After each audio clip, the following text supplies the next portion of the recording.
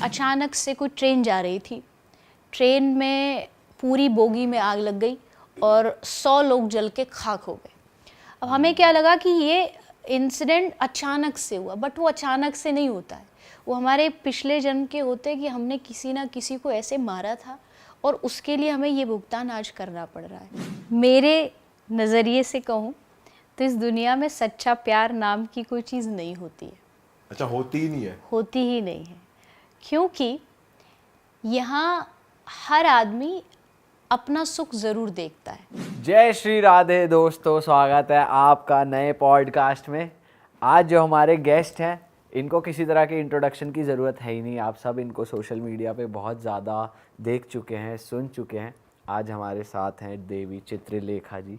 राधे राधे राधे राधे राधे। राधे राधे राधे। आज बहुत सारी मज़ेदार बातें हम करेंगे और हम लोग आपस में डिसाइड कर रहे थे कि हम क्या बातें करने वाले हैं, तो हमने इनसे पूछा, मैम कोई ऐसा टॉपिक जो आपको लगता है बहुत ज़रूरी है, उसके बारे में बात नहीं हुई है। इन्होंने कहा नहीं, आप बताइए, आपके शो पे किसके बारे में बात नहीं हुई है। तो मैं मैम को ही ऑब्जर्व कर रहा था। तो मैम, सबसे पहले जब हम आपको देख रहे हैं तो आपका टीका एक बहुत यूनिक स्टाइल में लगा हुआ है, और ब्रज में जब हम जाते हैं, वृंदावन जाते हैं, तो ऐसा लंबा यू वाला टीका, और ऐसे इसको मोस्टली लोग इस्कॉन के साथ भी एसोसिएट करते हैं, और आप जैसे लोग ऐसा टीका बहुत लगाते हैं, तो कुछ अलग है इसमें, कुछ स्पेशल है? बिल्कुल स्पेशल है। हमारी जो सनातन परंपरा है उसमें 4 संप्रदाय होते हैं, और चारों के नाम, चारों के ये जो तिलक की शेप है वो अलग अलग होती है। और जो इनके बारे में नॉलेज रखते हैं, तो इस टीके को, इस चंदन को देख के आप बता सकते हो कि वो कौन सी संप्रदाय का है। मतलब जो लोग कहते हैं ना हमारा सनातन धर्म ऐसे ही नहीं, उसमें बहुत साइंटिफिक चीज़ और इतनी डीप नॉलेज है। जैसे अब ये ऊपर वाला जो टीका होता है, इसको ऊर्ध्व पुंड्र बोलते हैं, यानी ये कृष्ण के चरण है। ये जो यू जो शेप होती है, यू मतलब चरण ऐसे ही होते हैं ना, यू शेप के। और जो नीचे वाला जो है ये हर एक उसका डिफरेंट है। जैसे आपने इस्कॉन का नाम लिया, इस्कॉन इज़ अ ट्रस्ट, संप्रदाय है उनकी गौड़िया, चैतन्य महाप्रभु की जो संप्रदाय, हमारी भी सेम है। लेकिन उनके चंदन में जो नीचे वाला जो हिस्सा है वो तुलसी का पत्ता है, हमारा है जो है वो नित्यानंद परिवार है, इसलिए इसमें बांस का पत्ता है। ओके। तो जो इसके बारे में जानता है वो देख के ही बता देगा, अच्छा आप नित्यानंद परिवार के हो। तो ये चंदन का जो होता है शेप, ये पूरी डीप, इसकी पूरी एक स्टडी होती है।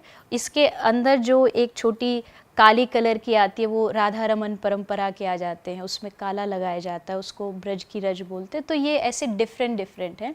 तो मेरा जो है ये नित्यानंद परिवार का है। तो आप उस परिवार के हायरार्की में हो, या वो आपने उनको गुरु माना तो अब आप वैसे? ये दीक्षा होती है, जैसे हमारी सनातन परंपरा में गुरु दीक्षा होती है। तो ये दीक्षा जो गुरु आप चुनते हैं, वो जिसको फॉलो करते आ रहे हैं, जिस फिलॉसफी को, फिर आपको वही फॉलो करना होता है। तो हमको जब ये बहुत एक इंटरेस्टिंग नॉलेज है जो लोगों को नहीं पता, क्योंकि दीक्षा लोग समझते गए, कोई अच्छा लगा उसको गुरु बना लिया। लेकिन हम जब इस 4 जो परंपरा है, संप्रदाय है, इनसे दीक्षा लेते हैं ना, तो हमको एक पूरी लिस्ट मिलती है। कृष्ण से हमारा क्या रिलेशन है वो पूरा लिखा होता है उसमें। जैसे कृष्ण के बाद ब्रह्मा जी के बाद कौन, उसके बाद कौन कौन कौन करते करते मेरे नाम तक वो लिस्ट आती है। तो इसका मतलब मेरा कनेक्शन डायरेक्ट कृष्ण से है। जैसे एक वंश की परंपरा होती है, मेरा बेटा, तो वैसे गुरु परंपरा होती है। तो उसमें हमारे पास वो लिखा होता है, और इसी से हमें पता लगता है कि हम ऑथेंटिकली दीक्षित हैं। अदरवाइज आज तो मार्केट में गुरु और शिष्य वाला बड़ा लफड़ा है, बट ये अगर आपके पास है कि आपका डायरेक्ट कनेक्शन नारायण से है, कृष्ण से है, तभी आप दीक्षित माने जाते हैं और वो गुरु देते हैं। आपका क्या कनेक्शन है कृष्ण जी से? मेरा वही कनेक्शन, कृष्ण के बाद जैसे 4 संप्रदाय है, कृष्ण के बाद आई ब्रह्मा जी, एक है श्री संप्रदाय, लक्ष्मी जी की संप्रदाय है। हमारी जो है वो ब्रह्मा जी से चली है, ब्रह्म संप्रदाय। फिर वो बढ़ते बढ़ते बढ़ते कलयुग में पहुंची चैतन्य महाप्रभु तक। चैतन्य महाप्रभु दीक्षा नहीं देते थे, उनके भाई मतलब बलराम जी का जो दूसरा अवतार है नित्यानंद प्रभु, उनकी जो पत्नी थी जानवा माता, वो दीक्षा देती थी। तो हम उस फैमिली से बिलोंग करते हैं। तो इसकी वजह से हमारा जो कनेक्शन है वो कृष्ण से पीढ़ी दर पीढ़ी चलता हुआ है। तो दीक्षा देने का मतलब होता है नॉलेज पास ऑन करना?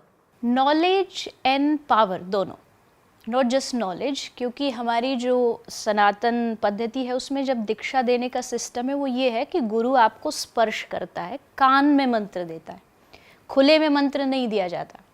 सीक्रेटली आपको एक कक्ष में, कमरे में आप अकेले होते हो, वहाँ आपको कान में गुप्त मंत्र दिया जाता है, क्योंकि आप गुरु मंत्र बोल नहीं सकते।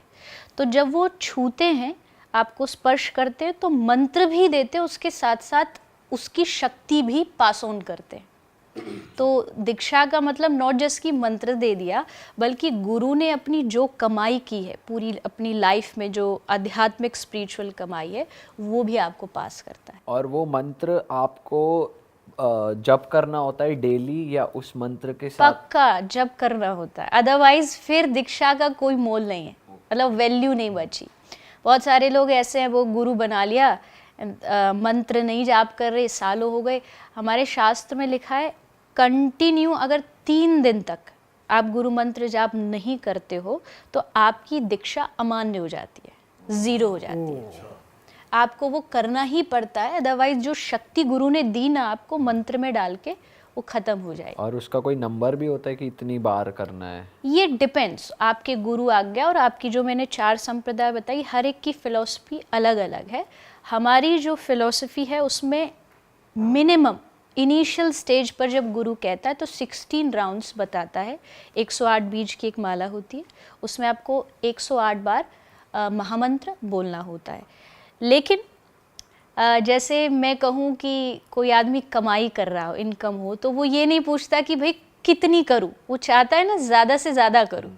तो एग्जैक्ट भगवान का नाम है, इसमें कोई किसी को टारगेट शुरू में रखो, बट धीरे धीरे आप उसको इस स्टेज तक लेके जाओ कि मुझे ज़्यादा से ज़्यादा करना है, जितना मैं कर सकता। क्या किसी एक व्यक्ति के मल्टीपल गुरुज हो सकते हैं? नहीं, शिक्षा गुरु हो सकते हैं। शिक्षा गुरु भगवान दत्तात्रेय ने 24 बनाए थे, 24,000 भी बनाए जा सकते।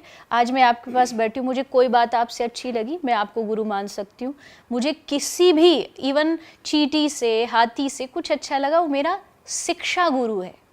लेकिन दीक्षा, ये जो हमने बात करी कि कान में मंत्र देते हैं, ये एक होता है, ये आप नहीं बदल सकते, ये लाइफ टाइम एक ही होते। इसलिए कहते बहुत सोच, पानी पी जो छान के, गुरु बनाओ जान के। मतलब बहुत पहले उस पर रिसर्च करो, फिर उसके बाद गुरु बनाओ। मैम, आपकी माला भी बहुत यूनिक है और हमने देखा है काफ़ी लोग माला पहनते हैं, तो ये क्या मटेरियल होता है?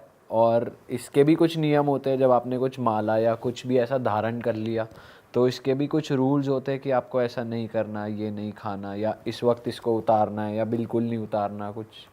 ये पहली तो बात, ये तुलसी माला है, क्योंकि शास्त्र कहते, और शायद आपने भी सुना होगा, घर परिवार में थोड़ा तो सनातन धर्म में सभी बच्चों को सिखाया जाता है कि कोई भी भगवान को भोग लगाते हो तो उसमें तुलसी डालो, क्योंकि भगवान बिना तुलसी के स्वीकार नहीं करते हैं। तो ये जो शरीर है, इसको भी अगर हम भगवान को देना चाहें तो तुलसी का होना बहुत ज़रूरी है। तो ये तुलसी की माला है, इस सूखी तुलसी से इसको बनाया जाता है। नियम इसके बहुत डरते हैं लोग कि पता नहीं क्या करना पड़ जाएगा, क्या ऐसी बड़ी चीज़ हो जाएगी। इसका नियम बस इतना ही है कि गलत काम से जितना हो सके दूर रहो, और नहीं भी हुआ जा रहा है तो ये माला में इतनी पावर है कि वो आपको गलत कामों से दूर कर देगी। इसकी अपनी एक शक्ति है, एक अपनी वाइब्रेशन है। जैसे मोस्टली नॉन वेज बहुत लोग खाते हैं, वो थोड़ा सा अवॉइड करिए। कहीं बहुत ही गलत जगह जा रहे हो, वहाँ जाने से थोड़ा सा बचिए। और नॉर्मल लाइफ में तो वैसे तो ये भी कहते हैं प्याज, लहसुन, अनियन, गार्लिक नहीं खाना चाहिए, बट कई लोग ऐसे जो नहीं छोड़ पाते, खासकर आज की यंग जनरेशन।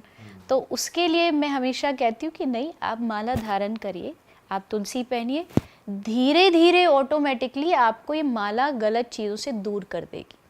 आप चाह के भी नहीं जा पाओगे। जैसे मैंने पहले भी कई बार कहा है, अगर मेरे माथे पे चंदन, गले में माला है, तो शायद मैं शराब के ठेके पे जाने से पहले 10 बार सोचूंगी कि नहीं, वहाँ अगर मुझे किसी ने खड़ा देख लिया तो इस पर उंगली उठाई जाएगी, चंदन पर उंगली उठाई जाएगी कि भगत बन रहा है और कहाँ जाके खड़ा है।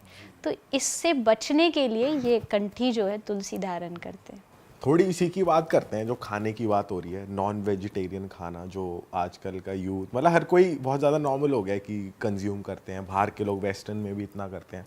तो उस पर मैं चाहता हूँ आप थोड़ा बताओ कि ये कितना ज़्यादा गलत है। कि ऑब्वियसली गलत है कि आप किसी को मार के खा रहे हो उसको, बट आप कर्मा पे क्या असर आता है इस चीज़ का, ये थोड़ा बताओ आप। देखो, हर चीज़ का ना हमारा जैसे एक नॉर्मल लाइफ का एक बैंक बैलेंस होता है, वैसे हमारी एक स्पिरिचुअल अकाउंट है, एक आध्यात्मिक यात्रा है, उसका अपना एक हमारा अकाउंट है और उसमें गुड कम्स बैड कम्स दोनों आते हैं। आज की जनरेशन उसको गुड वाइब्स बैड वाइब्स कुछ भी नाम दे देती है कि भाई हमको यहाँ ये ठीक नहीं लग रहा, यहाँ वाइब्स अच्छी नहीं आ रही, लेकिन असल में हमारे अपने कर्म होते हैं और कर्म के बगैर ये दुनिया चल ही नहीं सकती। ये जो आज हम हैं, हम बैठे हैं, हर एक व्यक्ति का कुछ ना कुछ एक कर्म का कनेक्शन होता है। अब अक्सर हम क्या देखते हैं कि अचानक से कोई ट्रेन जा रही थी, ट्रेन में पूरी बोगी में आग लग गई और 100 लोग जल के खाक हो गए, सारे के सारे जल गए। अब हुआ क्या, गलत वे में अगर इसको ना ले तो हम अक्सर ये बोल देते बेचारे मारे गए, बेचारे 100 लोग थे, बेचारों की हत्या हुई। लेकिन ये कहीं ना कहीं इनका पिछले जन्म का एक कार्मिक अकाउंट रहा होगा। शायद इन्होंने, हो सकता है एक ये हो सकता है कि इन्होंने किसी पशु को जलाया हो, ऐसे ही वो होता है ना आजकल वो बारबेक्यू में उसमें जलाते हैं और उसको फिर टेस्ट के लिए खाते हैं। आपने भी वही किया, आपने एक पशु को जलाया और अब भगवान ने उन सब को कहीं ना कहीं से जोड़ के कनेक्ट करके एक जगह लाके खड़ा कर दिया। अभी रिसेंटली शायद आपने सुना हो, इराक या ईरान में एक शादी में बहुत हुआ था, उसमें शायद 150-200 लोग एक साथ जल गए। अब हमें क्या लगा कि ये इंसिडेंट अचानक से हुआ, बट वो अचानक से नहीं होता है, वो हमारे पिछले जन्म के होते हैं कि हमने किसी ना किसी को ऐसे मारा था और उसके लिए हमें ये भुगतान आज करना पड़ रहा है। तो जो भी ये खा रहे हैं, जो नॉनवेज कंज्यूम करते हैं, करना चाहते हो करो, बट इसके लिए तैयार रहो कि फ्यूचर में आपके साथ भी यही होना है। मतलब लिखा जा रहा है कहीं ना कहीं पक्का लिखा जा रहा है। मतलब इस जन्म में नहीं तो अगले जन्म में हो सकता है कि इसका भुगतान करना पड़े। हर जन्म का कार्मिक अकाउंट है, आप उससे बच नहीं सकते।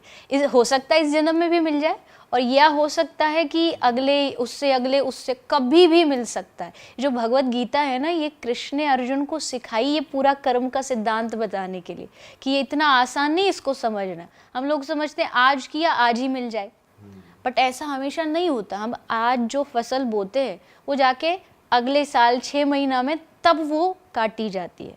तो हम जो आज कर रहे हैं, आज हमें लग रहा है कोई नहीं देख रहा, कर लेते हैं, कोई देख थोड़ी रहा है, लेकिन वहाँ वो सब बैठे सीसीटीवी में चालू है, नोट हो रहा है, नेचुरल सीसीटीवी रजिस्टर मेंटेन हो रहा तुम्हारा, रजिस्टर मेंटेन। वो चित्रगुप्त रजिस्टर ऐसा लिखा है कि या तो किसी ने बुरे कर्म किए तो यमराज आता है, तो उसके चित्रगुप्त फिर पूरा वो पूछते, बता बेटा क्या किया इसने, तो उसको फिर हिसाब किताब उस हिसाब से जितने गलत किए हैं फिर कढ़ाई में तला जा रहा है। कढ़ाई में ये सब भी सुना है हमने। होता है बिल्कुल होता है। नरकों का विधान, नरक के बगैर कैसे हो सकता? मतलब एक संविधान है ना, एक रूल है, रूल तोड़ोगे तो भुगतोगे, जेल जाओगे।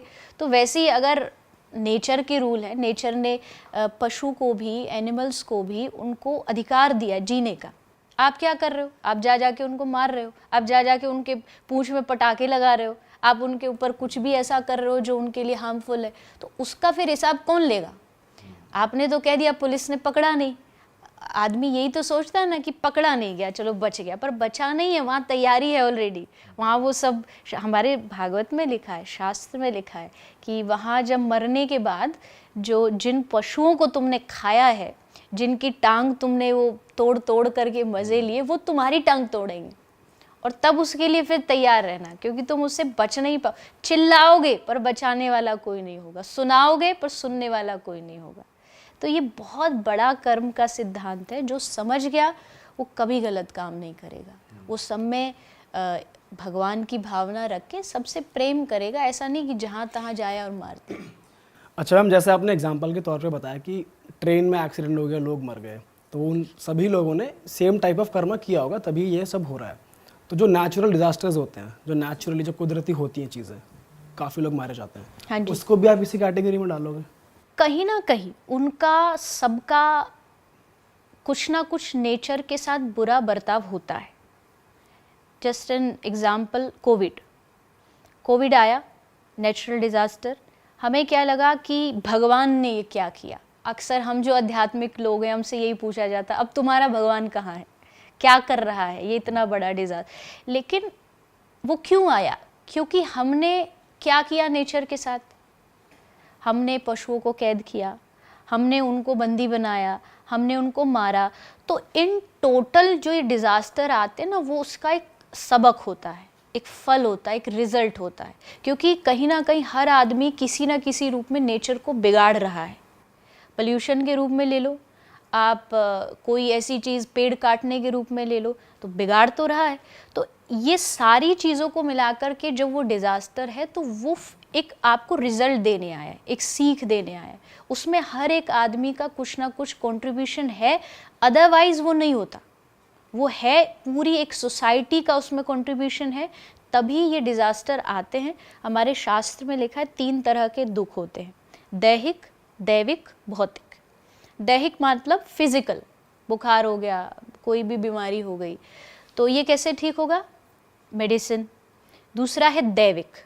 दैविक मतलब देवता प्रकोप करते हैं। बट देवता क्यों करेंगे? देवताओं को हमसे क्या कोई दुश्मनी थोड़ी है। अब शनि देवता हमारा कोई दुश्मन थोड़ी है कि हम आम इंसान की बात करें तो हम कहते हैं हमारे पास टाइम नहीं है, मैं बड़ा बिजी हूँ। मैं कहती हूँ शनि देवता क्या इतने फ्री है कि घर घर में घूमते रहेंगे, इसका बिगाड़ दूँ, उसका बिगाड़ दूँ, इस पे प्रकोप कर दूँ? शनि और कुछ नहीं है। शनि दैविक प्रकोप देवता वो देते हैं जो आपने गलत किया है। शनि आपका कुछ नहीं बिगाड़ेगा अगर आपके कर्म अच्छे हैं तो।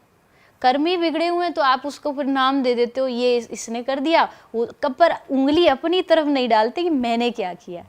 तो ये है दैविक। और तीसरा है भौतिक। भौतिक मतलब जो एक मटेरियल दुख होता है, अशांति, डिप्रेशन, एंजाइटी। और इसका जो सोल्यूशन है वो है सत्संग। अच्छी चीज़ सुनो, जितना आप पॉजिटिव चीज़ों से जुड़ोगे उतना आप दूर रहोगे। तो ये दैविक प्रकोप जो है, मतलब जो देवता देते हैं, वो कहीं ना कहीं हमारे कर्मों का रिजल्ट होता है। ये तो चलो नेचुरल डिज़ास्टर की बात हो गई, लेकिन आजकल जो हम सिचुएशन देख रहे हैं इजराइल और गाज़ा के बीच में, जो वहाँ पे वर्ल्ड वॉर चल रहा है, ये तो इंसान ही कर रहा है ना, इंसान के ऊपर। सो ये कैसे होता है? मतलब इसकी क्या है साइकोलॉजी इसके पीछे कि भाई इसको कैसे लेंगे हम कर्मा के ऊपर? और ये कर्मा तो बिल्कुल है, इसमें कर्मा भी कैसे नहीं। जब आप कोई आदमी एक दूसरे से युद्ध लड़ रहा है, मतलब वॉर छिड़ी हुई है, तो वॉर जब छिड़ी है आपस में, उनके जो मतलब एक मानसिकता कह लीजिए, युद्ध क्या है, आज जो 2 देश लड़ रहे हैं उनकी जो मानसिकता है उसमें कहीं ना कहीं कमी आई है, उनके विचारों में कमी आई है, तभी तो युद्ध हो रहा है। जब युद्ध हो रहा है तो उनकी मानसिकता में कमी इसलिए आई क्योंकि उनके कर्म अच्छे नहीं थे। या तो उनकी लाइफ में, अगर हम भारतीय तो हम कहेंगे मैं सत्संग से जुड़ी हुई हूँ, तो मैं कहूँगी शायद उनके जीवन में सत्संग बहुत कम था, अच्छी बातें बहुत कम थी, इसलिए वो जाकर के आज लड़ रहे हैं। जैसे कृष्ण दुर्योधन को समझाने आए, जब युद्ध होने जा रहा था तो कृष्ण ने सोचा चलो लास्ट टाइम मैं भी कर लेता हूँ। दुर्योधन को बोलता हूँ भाई ये युद्ध रोक दे, नहीं तो भयानक मतलब डिजास्टर होगा, लोग मरेंगे, इतने सारे लोगों की हत्या होगी, तो इसको ख़त्म कर, इसको बंद कर। लेकिन दुर्योधन ने क्या कहा कि बिना लड़े एक तो सुई के बराबर जमीन नहीं देने वाला, युद्ध होगा तभी पांडवों को उनका जो हक है, अधिकार है, मैं तभी दूंगा। तो अब श्री कृष्ण समझाने आए, लेकिन तब भी दुर्योधन नहीं समझा। मतलब कृष्ण कह रहे हैं, जो हम कहते हैं भगवान है, जिनकी बातों से दुनिया चलती है, वो समझा रहा है और दुर्योधन कह रहा है मैं नहीं मानूंगा। तो इसका मतलब है कि जब जीवन में व्यक्ति के नेगेटिव चीज़ें आ जाती है ना, तब उनको भगवान भी समझाने आए तो भी वो नहीं समझेगा। तब भी वो कहेगा मुझे तो लड़ना है, और आज वो हो रहा है। और उसका कारण यही है, जैसे दुर्योधन का एक बहुत प्रसिद्ध एक श्लोक है, जानामि धर्मम न च मे प्रवृत्ति, जानामि अधर्मम न च मे निवृत्ति। मतलब दुर्योधन कह रहा है मुझे पता है ये अधर्म है, पर फिर भी मेरा यही करने का मन कर रहा है, और मुझे पता है ये धर्म है, मैं जानता हूँ ये करना सही, पर फिर भी मेरा मन उधर जा नहीं रहा। क्यों नहीं जा रहा? क्योंकि लैक ऑफ सत्संग, लैक ऑफ अच्छी बातें सुनना, वो उसके जीवन में नहीं है। तो मुझे जब ये युद्ध होते हैं, दो देश लड़ रहे हैं, तब मुझे यही लगता है कि इनके जीवन में कहीं ना कहीं एक पॉजिटिव संग की कमी है, और वो इसलिए कमी है क्योंकि इन्होंने कर्म जो अपने हैं उनको सही ढंग से संभाला नहीं था। बिल्कुल। और क्या लगता है आपको कि आगे और वर्स हो सकती है सिचुएशन की, जैसे अभी वर्ल्ड वॉर 3 कह लो, कुछ कह लो, और आगे और ज़्यादा हो सकता है ऐसा आने वाले टाइम में? वो आपको क्या लगता है, या फिर शांति ज़्यादा होगी? नहीं, शांति का तो कोई मतलब ही नहीं है, बट कलयुग चल रहा है, तो कलयुग में दोनों चीज़ें अभी की स्टेज पर लगभग आने वाले 5000 से 10,000 साल तक दोनों चीज़ें बैलेंस में चलेंगी। मतलब ये कोई मैं मन से नहीं कह रही, श्रीमद् भागवत जी में लिखा है कि ये जो 10,000 साल जो आने वाले हैं, ये हमारे लिए गोल्डन अपॉर्चुनिटी है। तो इसमें धर्म भी होगा, अधर्म भी होगा, अच्छाई भी, बुराई भी, युद्ध भी, शांति भी, दोनों चीज़ चलती रहेंगी। बट आफ्टर 10,000 ईयर्स जब हो जाएंगे, तब फिर असली जो मामला है वो शुरू होगा। फिर अधर्म, फिर पूरे जो विश्व में अधर्म का बोलबाला होगा, और चारों तरफ अशांति, और असली कलयुग जो है वो तब से शुरू होगा। तो हमारे पास समय है 5000 से 10,000 साल तक। मैंने किसी को, एक लड़की को ऐसे बोला कि 5000 साल तक ये गोल्डन अपॉर्चुनिटी है, तो बोली कोई बात नहीं, हम तो मुश्किल से मुश्किल 100 साल के भीतर ख़त्म, उसके बाद तो जो होना हो जाए। पर उनको ये नहीं पता ये जन्म मृत्यु का चक्कर चलने वाला है। ये 10,000 साल तक हम कितनी बार जन्म लेंगे, कितनी बार मरेंगे, और इसी चक्कर में घूमेंगे। तो कोई ये ना सोचे हम तो तब तक ख़त्म, निबट जाएंगे, हम उस स्टेज तक पहुँचेंगे। मैम, जैसे कहते हैं जगन्नाथ जी के दर्शन कर लिए तो सीधा बैकुंठ मिलता है, या आप इस साइकिल से फ्री हो जाते हो, तो ऐसा सच में होता है कि एक भगवान के एक दर्शन से आप जिसने भी करे, चाहे उसके जैसे भी कर्मा थे, वो नील हो जाते हैं और आप सीधा उस साइकिल से बच के आप सीधा मोक्ष प्राप्त करते हो, आप इस साइकिल से फ्री हो जाते हो? अगर ऐसा होता है तो फिर तो सब वहीं पहुंचेंगे इस पॉडकास्ट के बाद, अगर आप हाँ बोल दोगे तो फिर जस्टिफाई करना है आपके आंसर में, आप सोच समझ के बोलिएगा। देखो, रावण रोज राम जी के दर्शन करता था, युद्ध होता था तो रोज दर्शन करता था ना, सामने राम जी खड़े तो रोज देख रहा है। कंस ने कृष्ण को देखा, बुद्धि नहीं बदली। दुर्योधन रोज सामने कृष्ण लड़ रहे हैं, रोज देख रहा है, दर्शन कर रहा है, बुद्धि नहीं बदली। तो केवल भगवान के दर्शन करने से आपकी बुद्धि बदल जाएगी ऐसा कोई गारंटी नहीं है। उसके लिए आपको जीवन में आध्यात्मिकता का होना ज़रूरी है, कर्मों का अच्छा होना ज़रूरी है। कर्म अच्छे कब होंगे? जब आपके जीवन में कोई एक गाइड करने वाला होगा, आप सत्संग सुन रहे होंगे, तब जा कर के आपके कर्म अच्छे होंगे, और कर्म अच्छे होंगे तब भगवान तक पहुंचोगे। ये कहीं नहीं लिखा, अब आपने कहाँ से सुना है? अगर कोई कह भी रहा है कि जगन्नाथ भगवान के दर्शन करने से उद्धार हो जाता, तो वो उस आदमी का होगा जिसके पहले से कर्म अच्छे हैं। केवल वहाँ जाकर के हाथ जोड़ लेगा और देख लेगा, देख करके कर्म कुछ भी कर लो, ऐसा कभी भगवान नहीं कहते। अगर ऐसा कहते होते ना तो अर्जुन को गीता नहीं सुनाते कृष्ण, कर्म की बात नहीं करते कृष्ण। उन्होंने अर्जुन को ये समझाया कि पहले अपने आप को तुमको खुद को ठीक करना पड़ेगा, उसके बाद फिर तुम मेरे दर्शन करो। भागवत जी में एक ध्रुव चरित्र आता है, ध्रुव जी का नाम सबने सुना है। 5 साल की एज में उन्होंने भगवान का दर्शन कर लिया था। उसके बाद वो बड़े हुए, राजा बने। फिर जब वो बड़े हुए तो उनके एक भाई को कुछ यक्षों ने पकड़ लिया था। तो ध्रुव जी गए और जाकर के उन सबको मारना शुरू कर दिया। भागवत में प्रसंग लिखा है। तो उस समय ध्रुव के जो दादा हैं मनु, जिनसे सृष्टि बनी है, उन्होंने आके ध्रुव को दर्शन दिया और समझाया, और तब उन्होंने वहाँ एक बहुत अच्छी बात कही कि तूने 5 साल की उम्र में भगवान का दर्शन तो कर लिया, पर तेरे भीतर से हिंसा की भावना क्यों नहीं गई? क्योंकि तुझे सत्संग सुनने को नहीं मिला। आज तुझे मैं सत्संग सुनाता हूँ, तब तेरा मन बदलेगा। तब मनु महाराज ने ध्रुव को सत्संग सुनाया और तब उनके मन में आया, नहीं मैं इनको क्यों मार रहा हूँ, ये तो बेचारे निर्दोष हैं। तो मेरे कहने का मतलब है, केवल भगवान के दर्शन से आप मुक्त हो जाओगे ऐसा भगवान कभी नहीं कहते। आपको भजन करना पड़ेगा, आपको संतों का संग करना पड़ेगा, फिर दर्शन करोगे तब मुक्ति मिलेगी। अच्छा मैम, हम गुड कर्मास बैड कर्मास की बात कर रहे हैं, अच्छा इंसान बुरा इंसान की हम बात कर रहे थे, तो मैं जानना चाहता हूँ आप थोड़ा वो ट्रेट्स बताइए जो एक अच्छा इंसान बनने के लिए एक आदमी में होने ही चाहिए। अच्छा इंसान कैसे कहलाएगा एक बंदा? अच्छा इंसान बनने के लिए सबसे पहले मुझे जो लगता है कि दूसरे की खुशी को देखना बहुत ज़रूरी है। खुशी इन द सेंस, खुशी कोई ये भी हो सकती है, किसी को गलत काम में भी खुशी मिलती है, लेकिन उसको हमको खुद को कैटेगराइज करना पड़ेगा अकॉर्डिंग टू आवर स्क्रिप्चर्स, जो हमारे ग्रंथ कहते हैं। जैसे ग्रंथ कहता है, परहित सरिस धर्म नहीं भाई, पर पीड़ा सम नहीं अधमाई। मतलब रामचरितमानस सारी दुनिया मानती है और उसमें बड़े स्पष्टता से गोस्वामी तुलसीदास जी ने लिख दिया कि दूसरों के हित करने से बड़ा कोई धर्म नहीं है और दूसरों को पीड़ा देने से बड़ा कोई अधर्म नहीं है।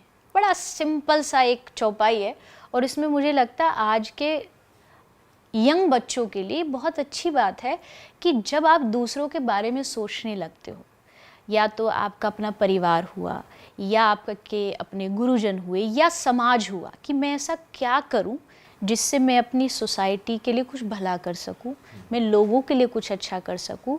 जब दूसरों के लिए करने का आपका मन करने लगे ना, तो समझ लेना आप अच्छे इंसान बन गए। अदरवाइज तो सब अपने ही बारे में सोचते हैं, मेरा क्या भला हो, मैं ऐसा क्या करूं, मेरा घर बड़ा बन जाए, मेरी गाड़ी बड़ी आ जाए। बट अच्छे इंसान की सबसे बड़ी पहचान पहली जो है वो ये है कि आप दूसरों, और दूसरों में मैं सबको कहती हूँ, चाहे वो इंसान हो या पशु पक्षी हो, जीव हो, छोटे से छोटा कोई भी प्राणी हो, आप जब उसके हित के बारे में सोचने लग जाओगे तब एक इंसान कहलाने के आप योग्य बन जाते हो, मानव कहलाने के योग्य बन जाते हो। नरसिंह मेहता ने कहा कि वैष्णव जन तो तेने कहिए जे पीर पराई जाने रहे। जो दूसरों के दुख को समझने लग जाए कि हाँ ये आदमी दुखी है, मुझे इसके लिए कुछ करना चाहिए, वही सच्चा वैष्णव होता है, वही सच्चा भगवान का भक्त होता है। तो अगर आप वैष्णव की कैटेगरी में आ रहे हो तो इट मीन्स आप एक अच्छे इंसान बन पा रहे हो।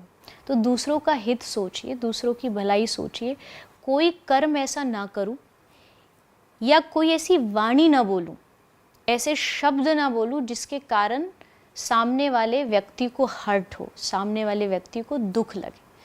अगर ये आप सोचने भी लग जाओगे, करना छोड़ो, करना तो अगली स्टेज है जो हर कोई आदमी नहीं कर पाते, पर अगर मैंने इतना सोच भी लिया ना कि मुझे ये नहीं करना है, तब भगवान को लगने लग जाएगा कि अब ये मैंने इसको मानव बना के कोई गलती नहीं की। भगवान को भी वो एक प्राउड फील आने लग जाता है कि ये जो इंसान है, इसको इंसान बना के मैंने बहुत अच्छा कर्म किया है। वाह क्या बात है मैम। नॉनवेज की बात हो रही थी तो आपने एक बात कही थी जो मेरे को मतलब वहाँ पे मेरा माइंड स्टक हो गया था, मैंने सोचा था आपसे पूछूंगा। मेरे घर में भी पर्सनली प्याज लहसुन वो हम यूज़ नहीं करते, और जब भोग लगता है तो स्पेशली ऐसा कहते हैं कि प्याज लहसुन वाले खाने का भोग नहीं लगाना चाहिए जी। तो वैसे तो ये कैटेगरी वेजिटेरियन में ही आती है, बट इनसे क्या होता है प्याज लहसुन वगैरह से, ये क्यों भगवान के भोग में यूज़ नहीं होते? देखो कहानियाँ इसकी बहुत सारी है, बट मैं उन कहानियों में कभी बिलीव नहीं करती। कोई कहता है कुछ, कोई कहता है कुछ, बट एक जो मेन जो रीज़न जो बताया जाता है कि हमारे ऋषियों ने हमारे खाने को डिवाइड किया है, इसको 3 कैटेगरीज में डिवाइड किया है, सात्विक, राजसिक और तामसिक। 3 टाइप्स ऑफ फूड है। अब सात्विक माने the great quality of food. उसमें क्या होता है, सात्विक में जैसे आप कोई भी बहुत ही कम ऑयली, बहुत ज़्यादा कुछ ऐसा मांस मच्छी ये सब नहीं खा रहे हो तो वो सात्विक आहार माना जाता है। राजसिक जो होता है, राजसिक कैटेगरी में इससे थोड़ा सा कम अच्छा है, जैसे आप प्याज लहसुन भी खा रहे हो।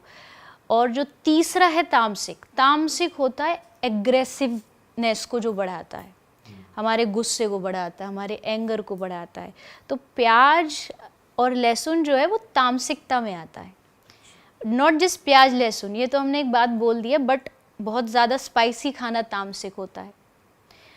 खाना जब कोई कुकिंग कर रहा है तो उस समय वो सोच क्या रहा है, अगर वो नेगेटिव थॉट्स के साथ खाना बना रहा तो वो भी तामसिक हो गया है।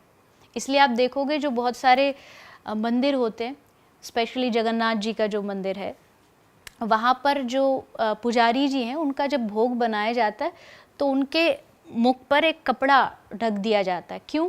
क्योंकि भोजन बनाते बनाते खुशबू आती है, तो कहीं खुशबू को देख के उनके मन में ये ना आ जाए, आहा कितना टेस्टी खाना, मैं खाऊं तो कितना बढ़िया लगे। तो इससे क्या होगा, बोले इससे वो भोजन झूठा हो जाएगा उस सोच से कि उन्होंने सोच भर लिया। और ये जो ज़्यादातर जो भगवान हैं, जितने भी मंदिर हैं, इनकी जो भोजन प्रसादी बनती है वो अपरस में बनती है। अपरस मीन्स स्नान करके आप जाओगे, चेंज वस्त्र बदल के जाओगे और मौन रहोगे, बोलोगे नहीं, क्योंकि आपका एक भी कण उसमें गिरा तो झूठा हो जाएगा। इसका मतलब क्या है कि बहुत सिंपल सा लॉजिक है, खाने के अपने गुण होते हैं, खाने में वाइब्रेशन होती है। तो वो जो है वो प्याज लहसुन जो है वो हमारे क्रोध को बढ़ाता है, एंगर को बढ़ाता है। आप कभी भी देखोगे जो थोड़ा सा तामसिक खाना नहीं खाता, वो आदमी थोड़ा काम होगा, थोड़ा उसके भीतर जो है चीज़ों को सॉर्ट आउट करने की शक्ति बहुत ज़्यादा होगी। और जो नॉनवेज खाएगा, जो इस तरीके की तामसिक चीज़ें खाएगा, वो ज़्यादा जल्दी लड़ भिड़ जाएगा, किसी से भी कहीं गया, गाड़ी में लड़ लिया, ट्रैफिक में लड़ लिया। तो इसके लिए अवॉइड करना चाहिए। अदरवाइज़ प्याज लहसुन कोई इतना बड़ा पाप नहीं है, मतलब जितना हम किसी पशु को मार रहे हैं उसके बराबर पाप नहीं है। बट अगर आप भक्ति के रास्ते पे आगे बढ़ना चाहते हो तो भगवान को पाने के लिए मुझे जो करना पड़ेगा मैं वो छोड़ूंगा, चाहे वो प्याज हो, चाहे लहसुन हो, चाहे दुनिया का सारा सुख हो। अगर ये कितना स्पाइसी फूड हो मैं छोड़ दूँ, क्योंकि मेरा उद्देश्य है, मेरा एम है कि जो चीज़ मुझे भगवान तक जाने से रोकेगी, क्रोध रोकेगा, अगर मैं गुस्सा करूं तो भगवान तक तो नहीं पहुंच सकता। तो उसके लिए फिर मैं खाना भी बदलूंगा, मैं अपना दोस्त भी बदलूंगा, मैं अपना माहौल बदलूंगा, क्योंकि मेरा एम है भगवान को पाना। तो प्याज लहसुन जो है वो तामसिक भोजन आता है। और टेक्निकली स्पाइसी फूड भी, हाँ स्पाइसी, ज़्यादा ऑयली भी, बहुत लोग के दिल टूटने वाला है मतलब खाने पर देखो, खाना हमारी लाइफ में बहुत बड़ा इम्पोर्टेंट रोल अदा करता है, ये हम सोचते नहीं हैं। हमारे खासकर जो भक्ति मार्ग के साधक होते बाहर नहीं खाते। क्यों नहीं खाते? क्योंकि पता नहीं जब कोई खाना बना रहा हो क्या उसके दिमाग में चल रहा होगा। हम एग्जाम्पल देते हैं कि साइंस भी मानती है इस चीज़ को, साइंस प्रूफ कर चुकी है। एक लेडी खाना बनाते समय जो बोलेगी, इवन आप चाय में चीनी घोल रहे हो ना, उस समय भी जो आप सोच रहे हो वो भी आपके उस खाने में ट्रांसफ़र हो रहा है। अच्छा जी। जैसे कोई बच्चा होता है ना, वो एग्ज़ाम के लिए जा रहा होता है तो उसकी मम्मी सुबह सुबह दूध पिलाती है, कॉम्प्लेन डाल के, और उसको घोलेगी। अब घोलते घोलते वो सोच क्या रही होती है, पढ़ा तो कुछ है नहीं, साल भर फेल होगा, ये तो पक्का कम नंबर लाएगा। अब वो क्या सोच रही है कि वो बस उसमें कॉम्प्लेन मिला रही है, बट वो कॉम्प्लेन नहीं मिला रही, वो अपने सारे थॉट्स उसमें मिला रही है। अब वो थॉट्स जब वो बच्चा पिएगा तो वो धीरे धीरे उसके एनर्जी को भी बदलेगा, उसकी एनर्जी भी ट्रांसफ़र होगी। इसलिए हमारे आध्यात्मिक मार्ग में भोजन बनाना, खाना बनाना, ये एक प्रकार की पूजा है। ये नहीं कि कान में कुछ भी लगा लिया और उल्टा सीधा सुनते जा रहे, बनाते जा रहे। स्पेशली उस टाइम पर एक भोजन बनाने वाले को ध्यान रखना चाहिए। अब ये रेस्टोरेंट और इन सब में तो रखा नहीं जाता, इसलिए थोड़ा जो आध्यात्मिक लोग होते हैं वो थोड़ा अवॉइड करते हैं वहाँ जाना। भोजन बनाते हुए आपने सोचने का तो बता दिया, भोजन खाते हुए भी कुछ कंज्यूम नहीं करना, कुछ देखना नहीं है, कुछ बोलना नहीं है। बिल्कुल, पॉजिटिव चीज़ें देखना है। और आज तो लाखों करोड़ों लोग यही करते हैं। यही करते हैं, पर लाखों करोड़ों करते इसका मतलब ये नहीं सब लाखों करोड़ों, मेजोरिटी कर सही। मेजॉरिटी यही करती है, बिना खाए तो बिना कुछ देखे तो खाना खाया ही नहीं जा रहा आज। बिग बॉस वगैरह देख रहे हैं, लड़ाइयाँ देख रहे हैं टीवी पे, फजीते कट रहे हैं, ये सब देख रहे हैं। नहीं, मेजोरिटी करती है तो ये कोई कंफर्मेशन नहीं कि सही है, मेजोरिटी गलत भी हो सकती है, हमेशा सही नहीं होती। और आज के टाइम में देखिए गलती ये है कि कहीं ना कहीं घर में उनको सिखाया नहीं जा रहा, बताया नहीं जा रहा। इवन घर के भी जो सारे आलतू फालतू के जो डिस्कशन होते हैं वो डाइनिंग टेबल पर ही होते हैं। माता पिता क्या कर रहे हैं, पढ़ाई कैसी चल रही है, क्योंकि बाकी टाइम तो वो खुद भी बिजी है, बच्चा भी अपने लगा हुआ है, तो थोड़ा सा जो टाइम मिलता है उनको वो भोजन के टेबल पे मिलता है। वो भी कोई कोई घर ऐसा है जहाँ भी भोजन साथ में होता है, अदरवाइज़ तो सब अपने अपने कमरों में जाके भोजन ले रहे हैं। तो उस समय बिजनेस की लॉस या बच्चों का जो भी है वो सब वहाँ डिस्कस कर रहे हैं, लेकिन वो बहुत गलत है। क्योंकि खाने के साथ साथ वो सारे विचार, सारे थॉट्स हमारे भीतर जा रहे हैं। भोजन को हमारे शास्त्रों ने एक प्रकार का यज्ञ बोला है।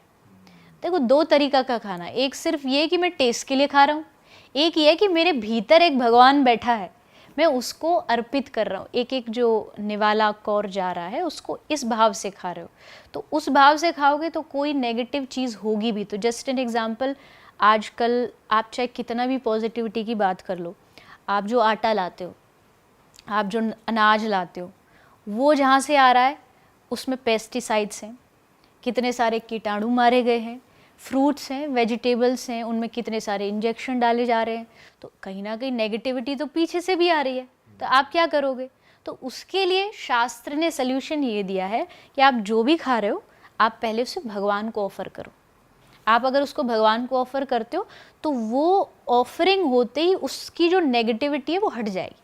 अब वो एकदम प्रसाद बन गया। जो मंदिर में क्यों धक्का मुक्की लोग एक चरणामृत, एक चम्मच चरणामृत के लिए क्यों भाग रहे होते हैं? तो पानी, पर वहाँ पंडित जी ने उस पानी में मंत्रोच्चारण करके भगवान को स्नान करा के उसको पॉजिटिव बनाया है। तो ये पॉजिटिव बनता है जब आप भगवान को अर्पित करते हो। इवन आप घर में पानी भी पी रहे हो, आप तो बड़े शहरों में सब लोग हम रहते हैं, तो हमें लगता है केवल फ़िल्टर लगा लो, आरओ लगा लो, पानी प्योर हो गया। उससे पानी कीटाणु मर गए ये सब तो हो जाएगा, लेकिन पवित्र नहीं होगा। पवित्रता के लिए आपको भगवान को ऑफ़र करना पड़ेगा, और जब आप उसे लेते हैं तब फिर उसकी सारी नेगेटिविटी ख़त्म हो जाती है। आप भोजन करने से पहले आप भगवान को देते हैं? पक्का, पहले भगवान को, हमारे घर में ठाकुर जी हैं, उनको पहले भोग लगता है। उनका जो भोग फिर आता है उसको पूरे घर के भोजन में मिला दिया जाता है। अगर आप बाहर हो, मैं यहाँ हूँ, यहाँ मुझे पानी पीना है, चाय पीना है, तो मन में एक बार भगवान को, और ये गले में जो तुलसी है, क्योंकि बिना तुलसी ठाकुर जी स्वीकार नहीं करते, तो उसको हम टच करके, स्पर्श करके भगवान को ऑफ़र करते हैं कहीं भी हो, और फिर उसको खाते हैं। अच्छा मैम, कर्मों की बात हो रही थी, तो मुझे एक बात बताओ, आजकल बहुत ज़्यादा ट्रेंड में चल रहा है हमारे यंगस्टर्स में ओपन रिलेशनशिप या मल्टीपल पार्टनर्स के साथ रिलेशनशिप। उसमें क्या कॉन्सेप्ट है कि आपको मैं बता रहा हूँ कि मैं मल्टीपल पार्टनर्स के साथ भी इन्वॉल्व हो सकता हूँ, आप भी हो सकते हैं जी। और किसी तरह का झूठ नहीं है, बट कमिटमेंट टुवर्ड्स वन नहीं है। और जैसा कि हमारे शास्त्रों में है कि विवाह का कि एक के साथ ही होता है, आप कमिटमेंट एक के साथ ही करते हैं, और जो फिज़िकल इन्वॉल्वमेंट भी है वो भी एक तरह की बहुत सेक्रेट चीज़ है जिसे आजकल बहुत मैनिपुलेट कर दिया गया है। तो क्या ये भी बैड कर्मा में आता है? अगर आप चलो चीट कर रहे हो, किसी को धोखा दे रहे हो, झूठ बोल रहे हो, वो तो है ही है, क्योंकि आप सोच भी रहे हो किसी को धोखा देने की, तो वो तो है ही इन इटसेल्फ एक बैड कर्मा है। बट क्या ऐसे लोग जो आजकल ये प्रैक्टिस कर रहे हैं कि ओपन रिलेशनशिप है, सब कुछ आमने सामने है, हम मल्टीपल पार्टनर्स इन्वॉल्व करेंगे, कमिटमेंट नहीं देंगे, मुझे आप अच्छे लगते हो पर मैं आपको कमिट नहीं कर रहा हूँ, तो ये सब भी बैड कर्मा में आता है? ऐसे जो यंगस्टर ऐसी सोच रखते हैं उनके लिए आप कुछ कहना चाहोगे? कोई यंगस्टर कोई चीज़, कोई ट्रेंड शुरू कर रहे हैं और उसका वो कहीं से बेस फाउंडेशन नहीं ले रहे हैं, और जस्ट उनके मन में आया और उन्होंने उस चीज़ को शुरू कर दिया, तो उसका रिज़ल्ट बहुत ख़तरनाक होगा। और वो हो रहा है आज के जो जनरेशन है वो ज़्यादा डार्कनेस में इसलिए जा रही है क्योंकि ये जो चीज़ें आप बता रहे हैं, ये कभी भी इस चीज़ को हमारा समाज, हमारा धर्म, हमारे स्क्रिप्चर्स कभी भी मान्यता नहीं देंगे। क्योंकि रिश्ता कोई भी हो, नॉट जस्ट कि पति पत्नी, ये बॉयफ्रेंड गर्लफ्रेंड, कोई भी रिश्ता हो, दुनिया के हर रिश्ते का जो फाउंडेशन है वो है विश्वास और समर्पण। जब तक आप किसी के लिए समर्पित नहीं होते हैं पूरी तरीके से, आप उस रिश्ते को लॉन्ग लाइफ नहीं दे सकते हो। अब इसमें तो समर्पण है ही नहीं, यहाँ तो अपनी खुशी देखी जा रही है। रिश्ता क्या होता है? रिश्ता ये होता है कि जहाँ आप दोनों तरफ से एक दूसरे के प्रति समर्पित हो, माँ बाप का रिश्ता हो, पति पत्नी का हो, माँ बेटे का हो, किसी का भी हो, लेकिन यहाँ समर्पण ज़ीरो हो जाता है। यहाँ अपनी खुशियाँ हैं, मुझे यहाँ ये अच्छा लग रहा है, आज ये कल वो। ये कोई कपड़ा नहीं है कि आप हर दिन चेंज कर सकते हो, भले आप बता के कर रहे हो। शास्त्र कह रहा है, जब हमारे ऋषि मुनियों की परंपरा है कि आपको सारे जीवन भर एक व्यक्ति के प्रति समर्पित रहना चाहिए। आप उसमें बार बार जा कर के कहीं भी, फिर तो ये आपकी सिर्फ फिज़िकल भावनाओं को पूरा करने के लिए आप कर रहे हैं, और वो कहीं ना कहीं एकदम गलत है। जब आप मानसिक रूप से किसी से अटैच हो जाते हो, अटैचमेंट ही तो संबंध है। रिश्ता क्या होता है? वो ठीक है, हमारी परंपरा में लिखा है कि 7 फेरे हो गए, ये हो गया, वो हो गया, लेकिन अटैचमेंट हो जाती है। अटैचमेंट के लिए आपको एक दूसरे के प्रति सरेंडर होना बहुत ज़रूरी है। तो ये जो हो रहा है, कहीं ना कहीं इससे फ्यूचर में बहुत परेशानी होगी बच्चों को, हमारी जनरेशन को, क्योंकि आगे अंधकार है, इसमें कोई अंत नहीं है, इस चीज़ का अंत नहीं है। आज यहाँ कल वहाँ, तो कहीं वो एक जगह उनको केंद्र नहीं मिलता। आपको अपना परिवार आगे बढ़ाना है तो उस परिवार में केंद्र होना बहुत ज़रूरी है।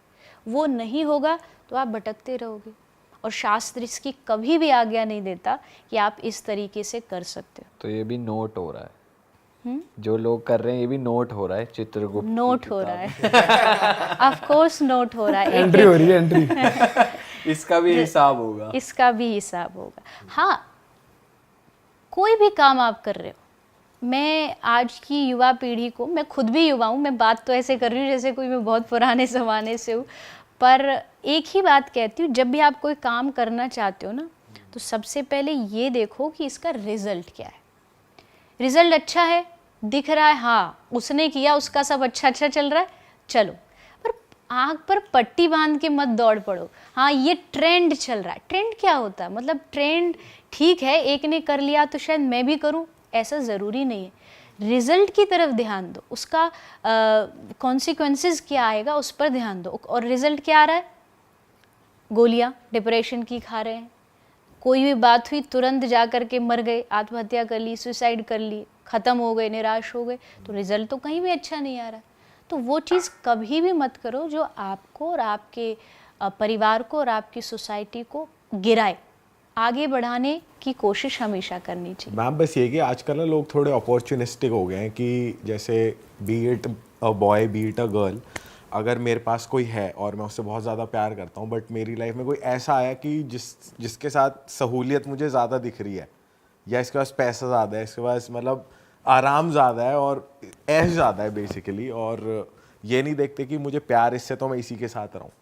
तो बेसिकली अपॉर्चुनिटी देखते हैं कि ये बढ़िया, तो भाई मैं इसको पकड़ लेता हूँ। आजकल ये ही चल रहा है मोस्टली।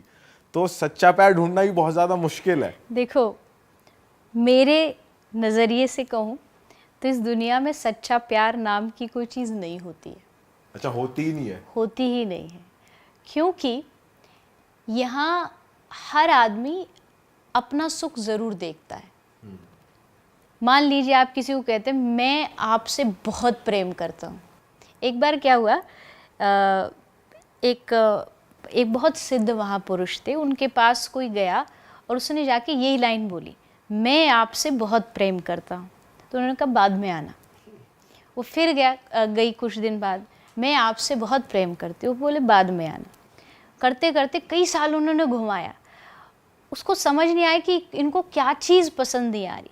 तब लास्ट में जाकर के उन्होंने बोला कि ऐसी कौन सी चीज़ है जिससे आप मुझे अपना नहीं रहे। तो उन्होंने कहा कि मैं और तुमसे, ये जो 2 वर्ड है ना, ये जब तक तेरे नहीं हटेंगे तब तक तू प्रेम को नहीं समझ सकता। अब इस डेफिनेशन से देखो तो सारी दुनिया तो गलत ही बात बोलती है। जैसे एक शब्द अक्सर लोग यूज़ करते, आई लव यू, आई हो गया एंड यू हो गया, तो मतलब मैं भी हो गया उसमें और तू भी हो गया, जबकि प्रेम वहाँ होता है जहाँ ना मैं हो ना तू हो, हम जहाँ होता है, हम जहाँ होता है। और हमारे वृंदावनी परंपरा में कहते हैं कि जब मैं था तो हरि नहीं, जब हरि तो मैं नाही, प्रेम गली अति सांकरी, तामे 2 न समाही। प्रेम का जो रास्ता होता है ना, उसमें 2 नहीं समा सकते, मैं को मिटाना पड़ता है, तभी प्रेम होता है। और वो संसार में होता नहीं, संसार में कभी भी सच्चा प्रेम नहीं हो सकता है, वहाँ स्वार्थ होगा ही होगा, और वो गलत भी नहीं है। तो मैम अगर वो गलत नहीं है जी, तो फिर तो सही है ना प्यार हो जाना। ये बात थोड़ी जम नहीं रही कि सच्चा प्यार एग्जिस्ट नहीं करता। सच्चा प्यार मतलब देखिए, कोई भी रिश्ता हो, कोई भी रिश्ते में मान लीजिए कोई पिता है, वो पुत्र से, बेटे से क्या चाहेगा, उसकी कुछ ना कुछ एक्सपेक्टेशंस होंगी कि मेरा बच्चा पढ़े लिखे, ये करे, मेरी बात माने। जब आप वो बात मानना बंद कर देते हो तो रिश्ता क्लैश हो गया, ख़त्म हो गया। और इस हद तक पहुंच जाता है कि वो जाकर के सोसाइटी में घोषणा कर देते हैं कि आज के बाद से मेरा इसका कोई रिश्ता नहीं, इस प्रॉपर्टी में। ये एक्सट्रीम लेवल पे ये हो जाती है, हो गया। अब अगर हम बात करें निस्वार्थ प्रेम की, तो निस्वार्थ प्रेम अगर होता तो वहाँ तो ये होना चाहिए था ना कि ये जैसा भी है, जिस भी तरीके का है, इसके लिए, इसकी खुशी के लिए मैं कुछ भी करूँगा। मैंने एक एग्जाम्पल दिया, लेकिन हर रिश्ते में ये होता ही होता है।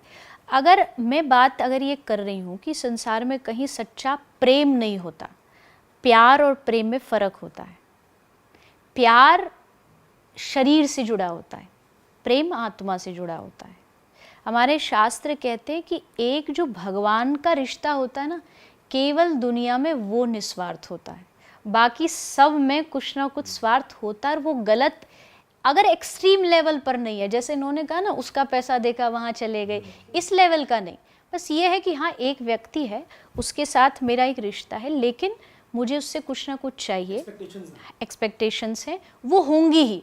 ये ह्यूमन नेचर है, इसको कोई नहीं मिटा सकता दुनिया में। मैं कितने भी भाषण दे लूँ, आप कितने भी दे दो कि एक्सपेक्टेशन मत रखिए, होंगे ही, रखेंगे तभी रिश्ता चलता है, अदरवाइज दुनिया के रिश्ते नहीं चलते।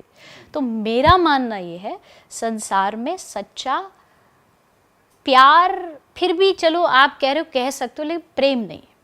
प्रेम होता है निस्वार्थ, नो एक्सपेक्टेशंस, कुछ भी आशा नहीं रखना, 0%, जो ब्रज गोपियों का कृष्ण के साथ था, वो प्रेम होता है। वहाँ ये कोई फिजिकल कनेक्शन नहीं था, वहाँ कोई इच्छा पूरी करने का वो नहीं था कि आप हमारे साथ ये करो, आप हमारी भावनाओं को पूरा करो, इसलिए वो प्रेम है। प्रेम राधा कृष्ण का था, आज के समय में कोई उसको कंपेयर नहीं कर सकता है। तो इस हार्श रियलिटी को हम एक्सेप्ट कर ले कि भाई प्रेम होता ही नहीं है, मोहब्बत होती ही नहीं है, ऐसे यूथ एक्सेप्ट कर ले इस चीज़ को बेसिक? नहीं, मैं जो बात कर रही हूँ ना, वो आध्यात्मिक दृष्टिकोण से कर रही हूँ।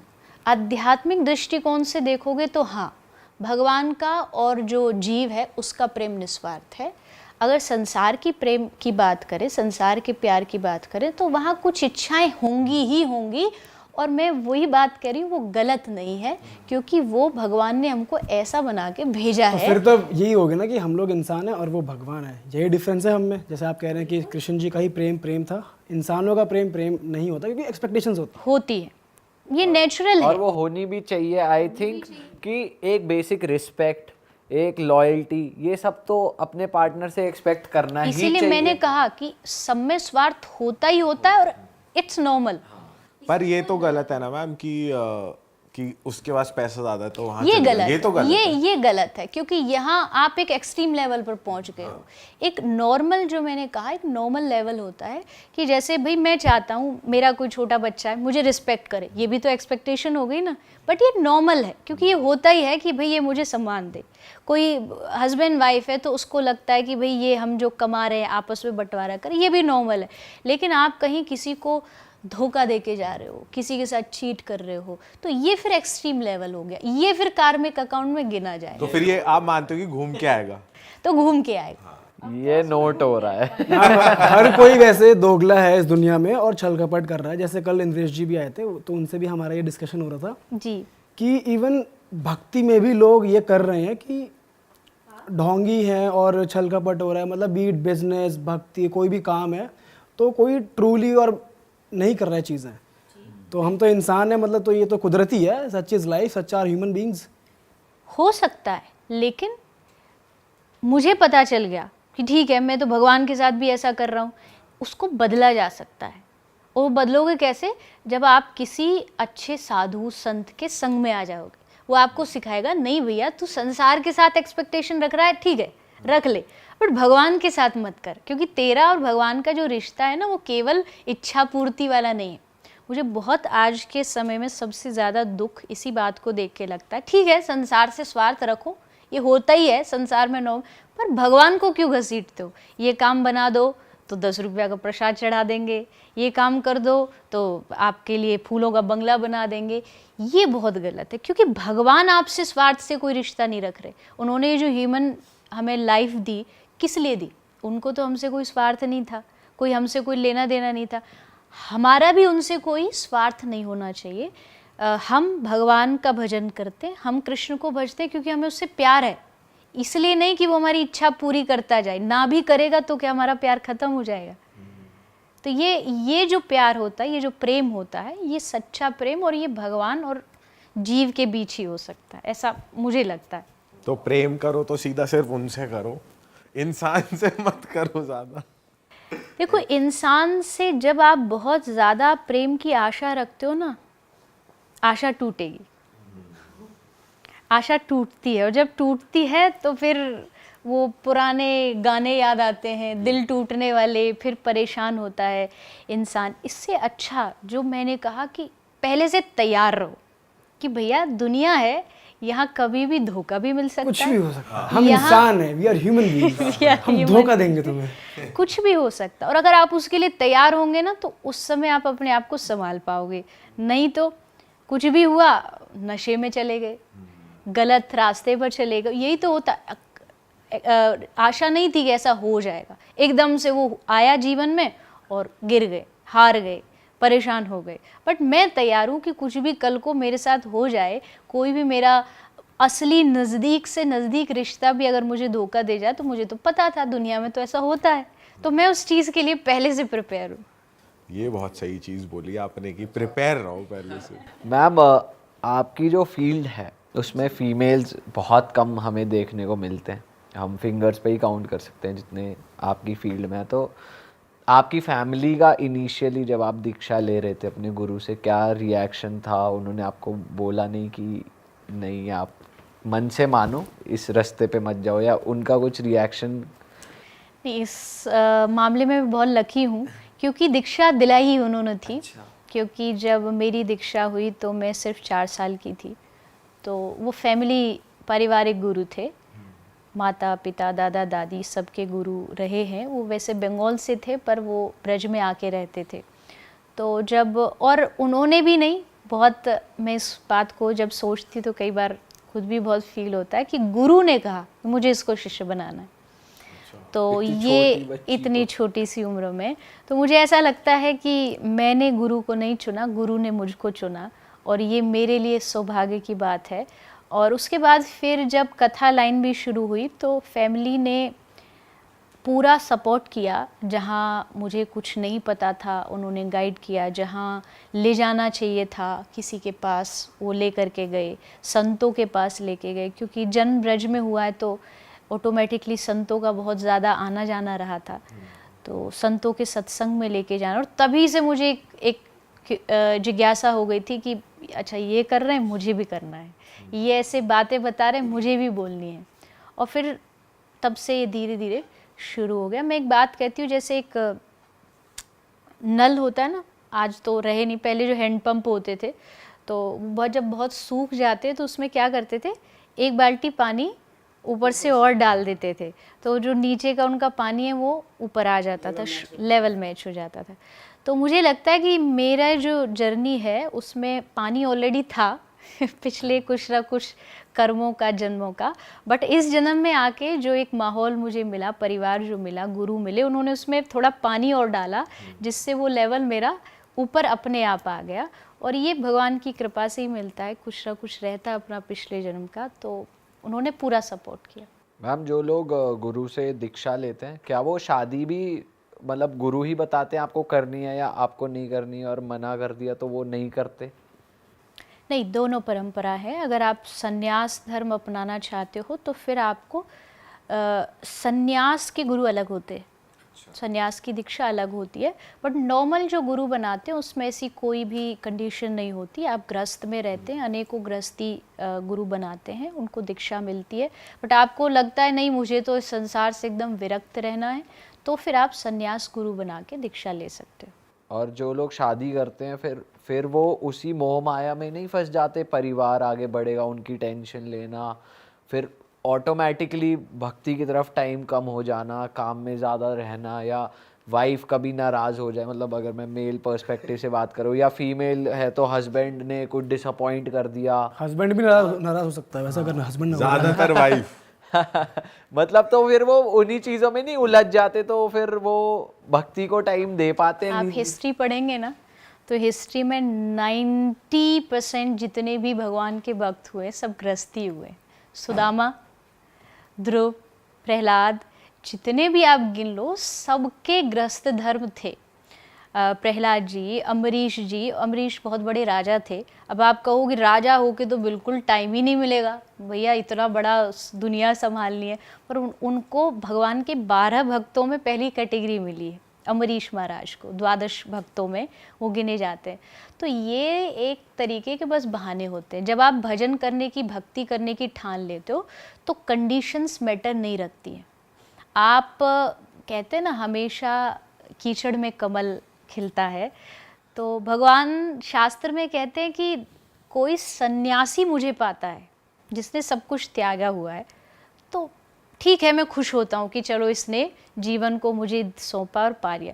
लेकिन जब कोई गृहस्थ मुझे पाता है तब मुझे सबसे ज़्यादा खुशी होती है कि देखो इसके चारों तरफ इतनी सारी डिस्ट्रैक्शंस थी, फिर भी ये सबको पार करके मेरे पास तक आ गया। तो ये कंडीशन बिल्कुल नहीं है। जब आप अध्यात्म से जुड़ जाते हो, आप सीख जाते हो डिटैच्ड होना, कि मैं वहाँ हूँ भी बट मुझे पता मेरा कनेक्शन श्री कृष्ण से है। भले मैं दुनिया में रह रहा हूँ, भले मेरी बीवी हैं, बच्चे, परिवार है, लेकिन ये मेरे नहीं हैं, ये उनके हैं। देखो माया और भक्ति में क्या फ़र्क है। जब सोच लोगे मेरा घर है और मेरा परिवार है, ये माया है। जब सोच लोगे तेरा घर है प्रभु और तेरा ही परिवार है, ये भक्ति है। बस इतना मैं से लेकर के, मेरा से लेके तेरे तक का ये जो जर्नी है ना, यही अध्यात्म है। इसको पार कर लो, मैं छूट जाए और तेरा शुरू हो जाए। तेरा तुझको अर्पण क्या लागे मेरा, पर ये बस बाहर से ही बोलते हैं हम अंदर से नहीं। बाहर से बोलेंगे तेरा तुझको अर्पण, और मन में चलता रहे, वहाँ आरती कर रहे हैं मंदिर में और सोच रहे मेरी चप्पल बाहर रखी है कोई चुरा ना ले जाए, वहाँ मेरी आ गई। सही बात है। अभी कथा में कह रहेंगे तेरा तुझको अर्पण, फिर साधु से जाके कहेंगे मेरा मन नहीं लगता, जबकि अभी कह के आए तन मन धन सब तेरा, और यहाँ कह रहे मेरा मन। तो कहना जुबान से और फिर उसको मानना बहुत बड़ा फ़र्क है, क्योंकि हर चीज़ में आ ही जाता है मेरा, मेरा ये, मेरा भविष्य, मेरा ये।